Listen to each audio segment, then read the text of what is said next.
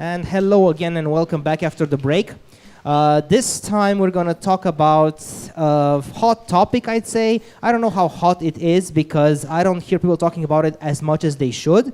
Everybody wants to build a business, land clients, and we don't care what's going to happen afterwards. Let's just build a business and get clients. But the problem is, what do you do with clients after you have them? Because otherwise, if you don't know what to do with it, you're going to lose them. And it's going to hurt you more than it does if you don't get them at all. I can tell that from experience. So I'm going to let Oana talk to you about why customer service is important. And I think she's got a statement up there, and then she's got a small disclaimer just below it. Okay, Oana, I hand it over to you. Thank you, Paul. Hi, everyone. First of all, I would like to thank CodeCamp and ReadyForStartups for inviting me here. It's really nice to be able to share from my, I think, 10 years experience in the customer care, customer orientation, or customer experience area. Just a little bit about myself. I co-founded creștemidei.ro. It's the largest crowdfunding platform in Romania. We started it, I think, 6 years ago, and yeah, it was an amazing experience. I'll tell you more about it and what we learned from it with customer service. I'm also a group customer care manager at Endava. Endava is an IT services company with 4,000 employees, I think a bit more now, with a global presence. Yeah, today I'm going to talk about customer service, but maybe broadly about having a certain orientation of your business, which is called centricity. And I actually want to tell Theodore congratulations that you mentioned several times today that, I need to talk to clients, I'm talking to clients. And for when you are an entrepreneur, when you talk about more about clients than you talk about yourself, for me that's a good indication of a successful startup. So before that, if you can give me a show of hands, who's an entrepreneur here? Okay, right, thank you. Who is an investor? Okay. Who is a developer, tester, business analyst?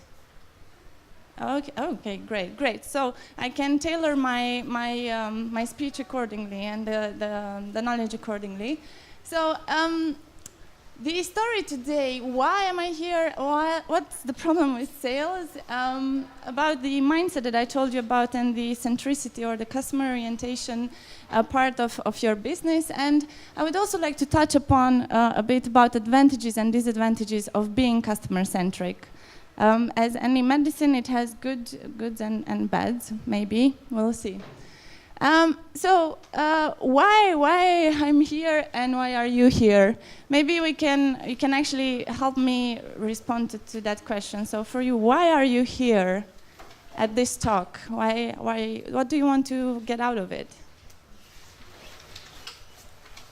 Okay, somebody help me. Why did it ring a bell to you? We don't do enough customer care. Okay. And I don't have any immediate plans to become an entrepreneur. I'd like to know what it's like to care for the customer. Okay, thank you.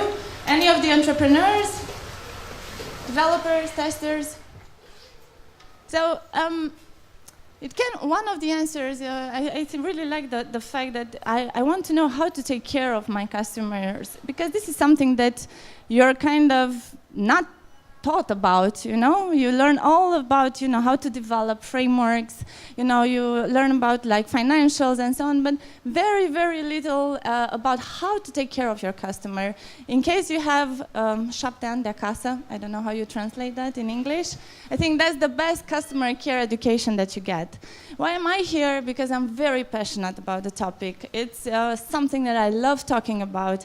I gained experience in the field, and I hope that I can share with you something that's really useful, that will help you either in your personal life or in relation to your customers, or in your customer relations. The photo, by the way, it's from a very small island near Cambodia. I love Southeast Asia. It's one of my favorite places to be. And I sometimes would like to be there, not in Cluj, because that is where I charge my batteries. So now you know something about me. Okay. the problem with sales, let me, if you can show me or give me a show of hands, how many of you trust salespeople? Somebody who comes to you and says, 1, that's good. Somebody who comes to you and I said 2, okay, we are getting there. Comes to you and says, I have something to sell to you, you know. So there's something with salespeople that we are like, you know, I don't know. You know, they have a certain cost in the business. They go with a certain attitude to clients, and there seems to be a trust issue with salespeople. Now, I think this is a misconception because the best salespeople that I work with, they are the exact opposite. The best salespeople, they don't want to sell you anything. They just are very interested in your business, in your needs. However, there are very, very few you know, good salespeople. And because there is this misconception with sales and there's a trust issue, sometimes it's very hard to make the sale. And Theodore was talking at the other talk about how they were calling people and emailing, and that didn't give any result, right? So there's a trust issue there when somebody calls you and says, I want to sell you something, you know, or here is something that I think is interesting for you. So what can sell you better than a salesperson? It's basically your people, the people that you have in your network, somebody that other people trust. And in order to achieve such a... Come in. So in order to achieve a certain a way of the business to sell itself, you know, you kind of want the business to sell itself and customers to come to you from recommendation. You need to do something with your business. And again, I'm coming back to Theodore saying, well, you know, a customer told another customer and they wanted to work with us and so on. And the way in which you can achieve that is by doing 2 things. 1 is a change of mindset, and 2 is a change in structure. So the change in mindset says that you center your organization around the client. And how do you do that? By maybe trying to apply a certain listening framework that MIT and Harvard and Max Planck Institute, I don't know if you've heard about them, have developed recently. It's a tool to help you achieve that customer centricity I told you about. What it says, I don't know, have you heard about, you know, 4 levels of listening up until now? Yes, no? Some of us have. If you want to know more after this talk, just go and search for the Leading from the Emerging Future Leadership course, and you'll see in detail what it says. But basically, what this is about is that a lot of times when we listen, we are in our bubble, and we are the red dot in the bubble. And this means that we are in our own world, and what we are doing is that whatever we listen, air quotes, is we filtered through our own view of life. And because it's very hard to actually listen to somebody and understand new points of view, we shut down, we don't do that. And we enter the downloading from habit mode. This is a mode where you don't hear, I mean, you listen or you hear, but you don't understand what the other person is saying. So for example, a customer comes to you and says, you know, it's kind of difficult to interact with your product. I'm not very sure what you know what this feature does. And you're like, yeah, sure, it's okay. Let's move on to the next item on the agenda or from the backlog, you know? That's when you're in downloading. You're not paying attention to your customer. Some people say, well, actually, maybe that's not the best way to listen, you know, so they go to factual. Factual means that you get to the near end of your bubble, and you start to look a bit outside and notice new information coming in. Hang on, what did that customer say? That it's, you know, they cannot find our contact details on the website? Or it's very hard to, the UX from this, I don't know, feature or product, it's actually not the best. I want to know more about it. That's the factual. You notice facts outside of your bubble. Now, in order to be a very effective business and a very sustainable one, you need to make another step, namely to be empathic. Empathic means that you actually go to the place of the other. Now, the place of the other means that you don't sit and code. You don't sit and you're not interested in the business that you invest in. The place of the other means that you go near your customer, at your customer site, and you notice how they work with your application. They notice what's their business need. You notice what it hurts, and because empathy has to deal with also with emotions, you kind of understand what they need, what hurts. Now, when you're there, innovation comes easily because you know what features to develop. You understand how you need to change a certain feature. You know what to prioritize in the backlog. Then there's a fourth level of listening, or I would say actually of centricity of your business, which is generative. If you know a bit of quantum physics, and bear with me with that, I'm not a physician. I graduated from informatics in high school, but then I went the economics path. So I'll try to explain it in how I understood it. So quantum physics says that the reality, there are all sorts of possible outcomes of reality, but actually one gets concretizat. Just one gets to emerge when you actually notice it, right? And that's one of the best that can happen. In active listening, a generative level of listening is the one where you and your client or you and your colleague talk and make sure the best possible outcome happens out of all possible outcomes that can happen. Let me give you an example from today. You can come at this talk. There are multiple possible outcomes that can happen for you. One is that you find out very good information or useful information for your business. Another one is that, you don't get very useful information for your business. You don't extract the best out of this talk. Generative means that you get from this lecture, for example, the best possible outcome for you. And I get the same possible or the best possible outcome for me as a speaker. That's when it's kind of a win-win situation, and we all have something to gain from it. Now, this is quite theoretical, so I thought we might get into a bit of a practical phase with it. How do you make your business so centered on the customer that you have the best possible outcome happening for you and your client? Well, there are 5 dimensions you need to pay attention to.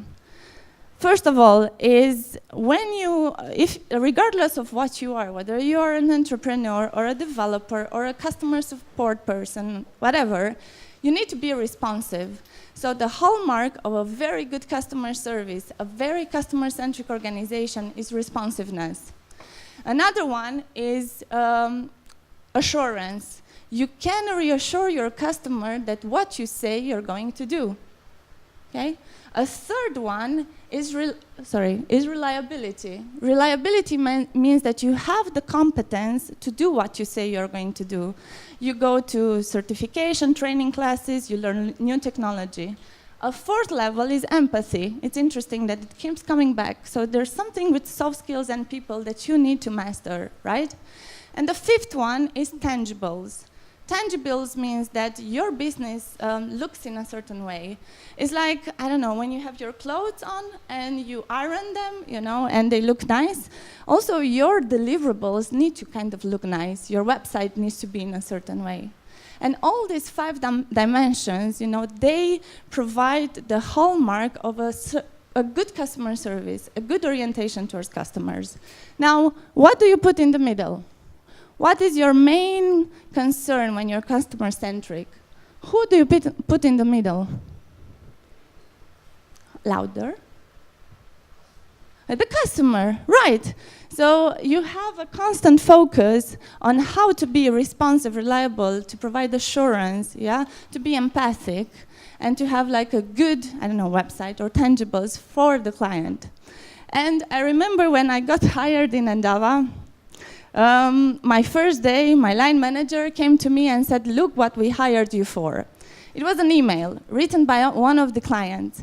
And the client was suffering, They actually took the time to write such a long email saying that the infrastructure that we were supporting had a certain bug, we needed to fix it.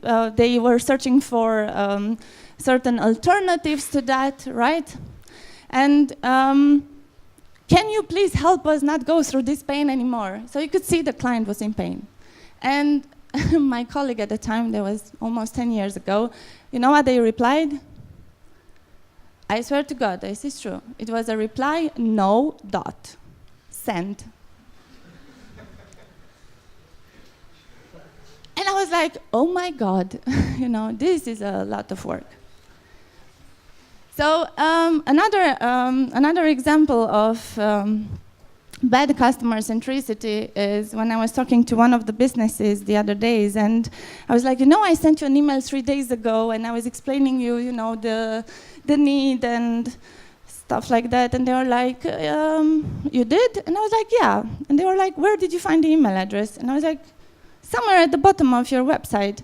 And they were like, yeah, it's not like we monitor that very much. And then I was like, why do you have it on the website? I don't know, I need to ask somebody about it.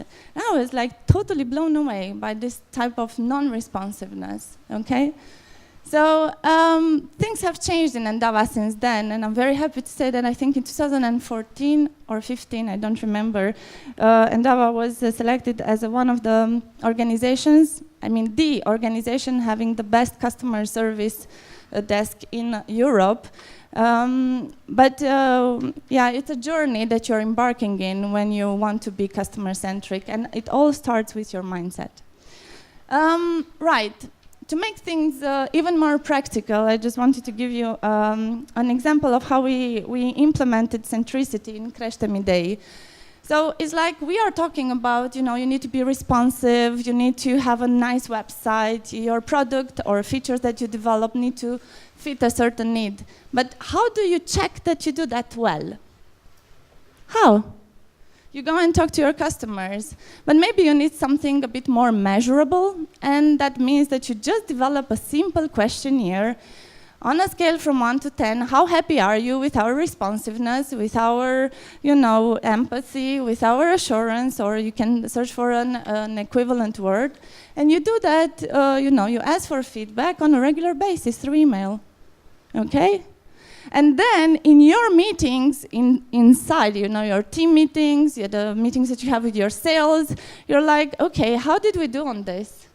And I don't know if you can see it in the back, but this is a snip from our weekly meeting agenda. And the first 3 topics on our meeting agenda were how our projects, Crește-mi was publishing different type of projects that were getting funding through crowdfunding. So how are we doing there?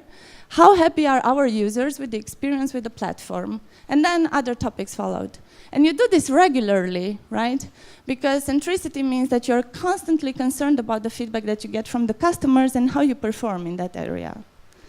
Now, it's easy to talk about it, you know, in like specific actions, and those are things that you can do starting tomorrow with your product or your company, but then you grow. So what you see here is kind of a roadmap on how to organize your customer service from 0 to 5 up to 250 plus employees. So on the columns you have the number of employees, and on the rows, you have things to worry about. Okay, so I'll just go briefly through each of them. I put this together for you based on a Harvard Business Review article called Scaling Customer Service as Your Startup Grows. And I put in there the experience that I got from Crește-mi and Endava, so it's kind of a blend of information and things to pay attention to. One of the common themes across, you know, your scaling process is, guys, be responsive. Responsive means that you have an email address, a chat or you know, phone line where you pick up on time, and emails are responded to with 24 to 48 hours the latest. So you don't leave an email in your whatever inbox for 3 or 4 days. Okay, and the more you grow, the more you need to hire people to actually take care of customers. Now, if we go, let's say, through each of the stages, When you're up to 5 employees, you have a new product, what you need to understand and what you need to do is make a good fit of that product to the market need.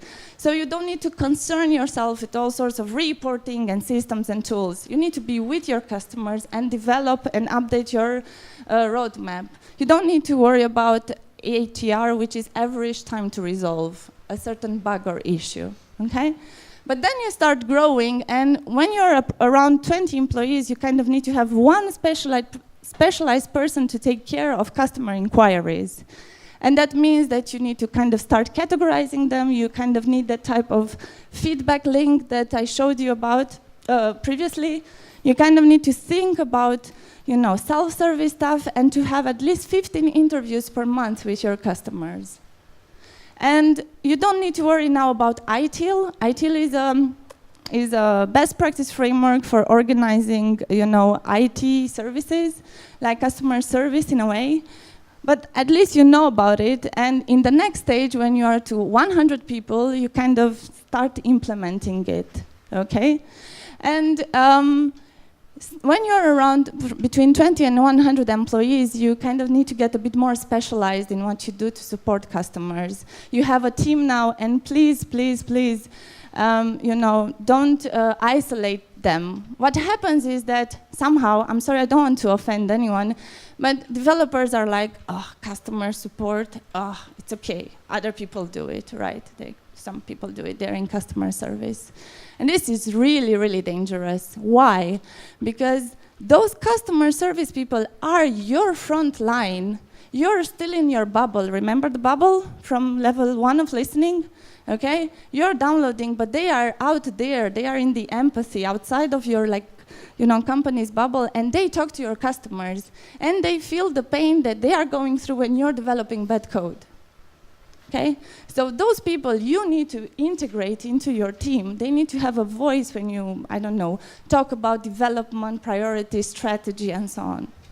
Then you reach, let's say, 250 people, and now, guys, you really need to be on the process side of things. Nobody likes process, but you need it. Because without process, you'll have chaos. Without, you know, with chaos, you'll have very dissatisfied people. With that, your reputation will go down, and your sales will go down. So now you need to start worrying about ITIL. You need to start worrying about putting certain KPIs on your customer service, or I don't know how you want to call it. It would be good to have a customer officer or a chief happiness officer or whatever you want to call them. They can help you lead those efforts, okay? You start getting now into systems, so you invest in systems to support that customer service, into analytics, because you will need to have good data, good reports, in order to make decisions, you know, which are customer-centric and that are also good for your business. And careful, if your customer service team also has responsibilities for upselling or retention, you'll have to put some KPIs there, but also let them, empower them to, I don't know, give discounts or, you know, do whatever they need to do to make customers happy. I don't know if you know, but Ritz-Carlton, have you heard about them? Ritz-Carlton, they are one of the best chains, hotel chains in the world. Their mantra is, we are ladies and gentlemen serving ladies and gentlemen. Each employee has $1,000 at their discretion to satisfy any dissatisfied customer, okay? There's another, I really admire the story of Zappos. Have you heard about Zappos? Yes, what's Zappos? It's a shoe company, you know? They basically started by selling shoes. In 10 years, they went from 1 to 10 billion. Now they were acquired, of course, by Amazon. Yeah, so there's a book there by, that their CEO wrote, Tony, I always don't know how to say his name, Tony from Zappos, that's how you can find him. And it's called Delivering Happiness. And their mantra is, we offer wow moments to our customers. Customer service training at these guys costs $4,500 for 2 days. Granted, they come to the airport, take you in the limousine, and take you to the company, right? But it just shows how much they care about their customers and how much others want to learn from their experience. And how they manage to give such a good experience to their clients is that they really invested in that mindset that I was telling you about, to actually have not only like the owner or like the salesperson selling the company, but actually the entire organization, and they actually pay you to leave. So they recruit you, and then they're like, man, if you don't like it here, or maybe we don't like you, it's better that you leave us, okay? So if you want to be sustainable, I would recommend to consider this centricity and this roadmap as well. Finally, when you are 250 plus, then you need to also start worrying about your efficiencies. You are talking about automation, Theodore.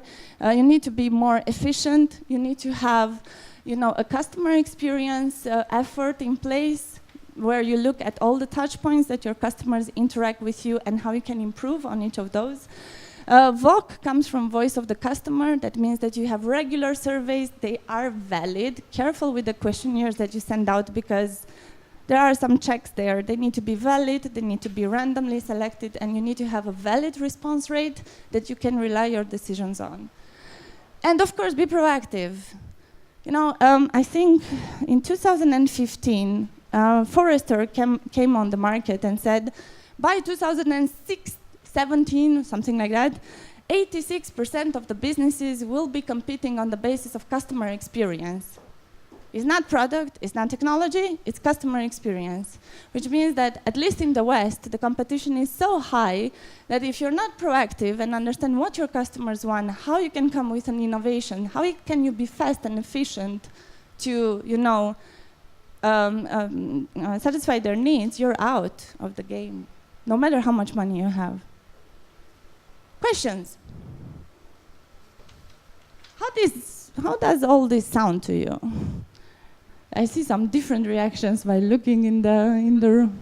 Yeah, go on. I question something. Customer experience is not something that you need to start with, because it's the experience that you want to deliver, even though you're like a really small company to a larger corporation. I would say that when you're a startup, you start learning about customer experience by how clients interact with your product. It's not you can, if you want, thoroughly design a customer experience that your customers would want to have. You can do that as well. But the thing is that when you're here, you just cannot ignore it anymore. So from this level onwards, you really need to have a focused thought around how you want your customers to feel when they interact with you via email, when they open your software and so on. Of course, if you start with that. But it was like, my example was I don't know if you heard about CD Baby as the business. No. It's a business that started really centered with clients, and their email was like, this CD was backed by a baby panda that the mail was really long and really funny, and it became famous because of that. So I was questioning why not from the beginning? If you can from the beginning, you can do it. Sometimes it's, especially when you develop a product, you don't know what features exactly to develop, and that's why I would say that the focus here is to actually understand what the market wants. More focus there than to think of an amazing experience that you offer to customers, but your product is not so good in that sense. But I agree with you. Okay. Yeah. We are in a world where everything is supposed to turn around yourself as an individual. This is how the world is built. Yeah. For extensive customer service. So my question, you are a manager, how easy or / difficult is to find the people that can actually resist and deliver customer service? Oh, that's a very good question. I would say that it's easy to find them, it's hard to grow them. Because, so I think my belief is that the people are generally good, that people need other people, so you need social contact and social relationship to interact with one another. And from that point of view, I think you can find people in customer service. Now, the challenge is to drive those people in customer service to understand that they need, when they interact with a very angry customer, they need to behave in a certain way. They actually need to be polite and empathic. And that's where some of the managers fail. They somehow say, okay, that's not my job, it's okay, somebody from I don't know, will take care of growing people in that area. No, actually the challenge for you as a manager is to help people get here. And you need to walk the talk. So you need to be the first one in your organization who says, actually, let's think how the customer understands it. So how the customer feels this, you know? So I think there's a disconnect when it comes to how managers take these people and train them to be in customer service. Yeah. For example, developers do customer service so they can build better products. I'm a big advocate of that, but somehow I get a really big pushback, you know? And I think there are a couple of businesses who actually do that.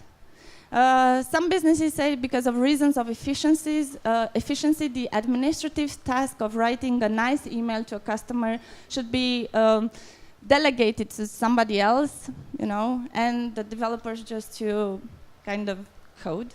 But I think if you work agile, I don't know how many of you work in an agile fashion. Okay, so agile, it's a good working methodology that helps developers do customer service, because in daily stand-ups, in scrums, in demos, you know, you are facing the customer, and in retrospective, the customer tells you your shit, or you did very well. So I think that's where, you know, developers actually do customer service. In a way. Yeah. And just to piggyback on your idea, I think maybe not only developers, but testers, business analysts, us especially working in the IT world, have a lot of interaction with the client. We get to talk with almost daily. Maybe it's a point about setting values and setting a vision that you either let the people grow while you have them in the company, or you search for the right people that align with your values. So that way you wouldn't get that pushback. Yes, values are a way to also to recruit good customer service people. I actually have a couple of tests, you know, when recruiting and to see who's customer oriented or who's not. One of the things that I ask is, have you received any complaint, especially for developers, have you received any complaint for your you know, products, that the ones that you developed? And if they tell me no, or I don't know, I'm like, okay. It's also a good test for a supplier that you want to work with, you know. Have you received any complaints for your services? And the ones who say no, I'm like, okay, you're out. Or if I like the person that I'm talking to, I'm like, are you sure? Just think hard about it. Have you received any complaints about something like your service? Well, actually, you know, some of our clients said, okay, so what did you do? And how they respond to this second test, what did they do with the customer feedback, is how I select them to work with them or not. Because if they say, well, we actually improved our product, or we actually noticed that there's a training need that we need to cover, you know, that shows me that they are here. They are here. They are not in their bubble. So I'm happy and confident to work with them. Okay, so at Endava, we place a great emphasis on customer satisfaction, and managers, from frontline to managers, everyone has access to customer feedback. There's no restriction there, to the good and the bad and the ugly and the amazing things. We also reward people based on customer feedback. And I couldn't take, you know, for reasons of confidentiality, I couldn't give you like all the numbers, but generally, how many of you know the satisfaction levels of your customers? How satisfied they are in terms of 20% are unhappy, or 80% are happy, or my product would get 4 out of 5 in a Play Store. How many of you know these numbers? 1. Okay, so kind of 30% of the room. So that's good. I think ideally it would be everyone in this room. So wherever in what company you work with, you need to know what your customers think about your service. And I don't know if you know, Endava developed Better Pay, like the payment app. This is the review from the Play Store. I think it's taken from 2 days ago.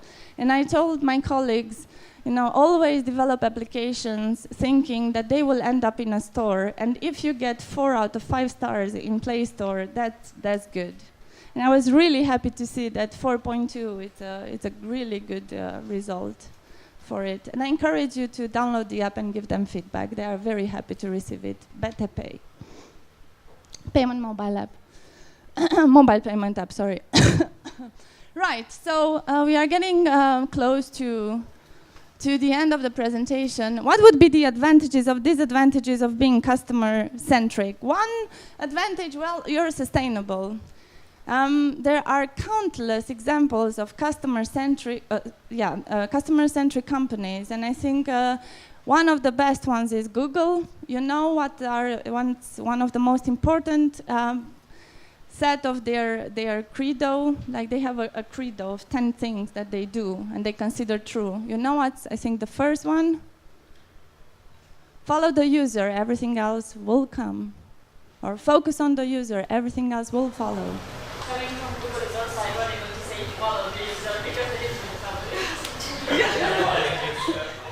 the That's a good one. You have lower sales cost. A good referral rate in the B2B space is somewhere around 35% according to Gallup. If you get higher than, if more than 35% of your customer base would recommend you in the B2B space, you're doing great. Okay, that really lowers your sales cost. Innovation, it's amazing how many good ideas come for free from your clients. You just need to go and ask them. You know, there are so many examples of products that came, you know, from a certain need. So from, you know, entrepreneurs that actually paid attention to what customers need and they just launched the service to the market. Now, it comes with also with some disadvantages. And you saw that in the roadmap that I showed you, that you do have costs. You will have to hire a person to take care of your customers. You will have to devote time to think about how to structure your service. Okay? And that indeed adds to the cost. And it also comes with conflicts. And I said, well, is that a disadvantage? Depends. Again, the mindset of your people. Because when you put your customer feedback out there, you will go through a lot of pain. Because it will come with the good, and people will say you're amazing. And it will also come with the bad, and people will say this product is crap. And you did a really crappy job. And when people hear this, they become defensive.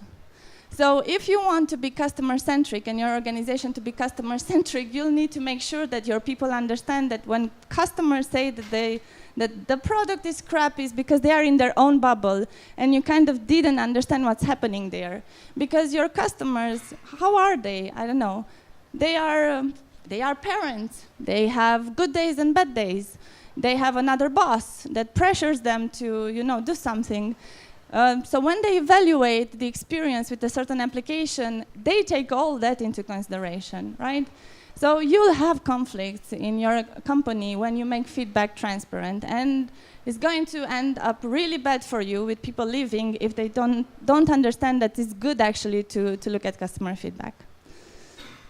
Okay, so thank you very much for listening and for your questions. I would like to stay in touch if you want via LinkedIn, or drop me an email if you have questions. And also, of course, if there are any questions now, do let me know. I think we are, yeah. Is it dangerous to blend the sales profiles? Depends on your efficiency targets and how much money you have. I think that's a very contextual question, but some people prefer to have them split. So, but if you have users that call you that they will drop paying your subscription because of something, then your customer service would need to be able to say, okay, let me see what I can do for you.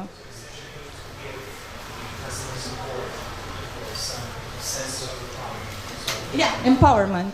Yeah.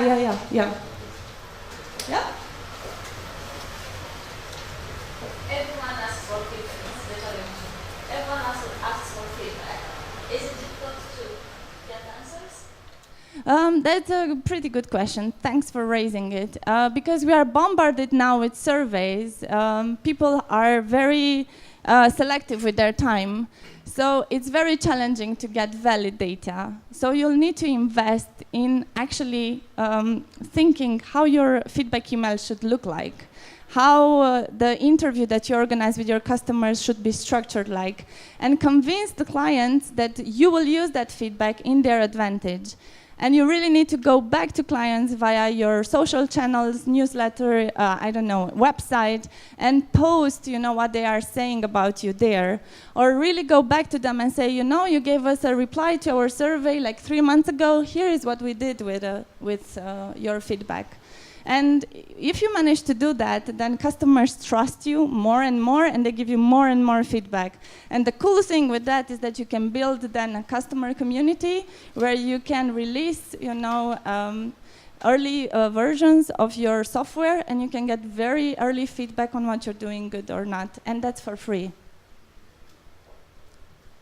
Any other questions? Okay, yeah.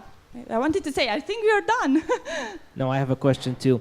How hard it is to scale customer support teams? I mean, how difficult is it to scale, to organize them? Because when you end up having 250 plus employees, I'm guessing the customer support department is not made up of 3 people, and they just handle everything by themselves, and it's a blast. So how difficult is it to scale, to create teams, to organize them as your company grows? Can you give some insights on that? I'm not sure, because it depends on the industry that you're in and the managers that you have. Because if you have a good manager and a good person to organize them, then it's not difficult. But what people do is they get kind of cheap on this. They are like, okay, it's okay, I know how to organize it. Some CEOs might say. And they don't get people that have previous experience with it. So they try to do it themselves, and sometimes they lose, from benefits that are brought by, organizing things in a certain way. So what I'm saying is that when you do a customer service function, like with anything else, you need to do a bit of research. And you need to think in terms of efficiency, and you need to produce a lot of content that helps, customers help themselves, and that content needs to be good. And the people that you bring on board, you need to train them, and that costs a lot of money. So it's not so easy. Actually, I think the answer is it's not so easy. And the final follow-up is culture. Like, you've got customers in the US, right? Your product is currently in Romania, your tech team is in Romania, your customers are in the US, and obviously it's way cheaper to have customer support, let's say, in Asia or somewhere. Let's not be country specific. But, okay, how does that affect things? Have you had any kind of experience where, moving it to Europe or somewhere else kind of changes everything just because of attitude and culture? So the story goes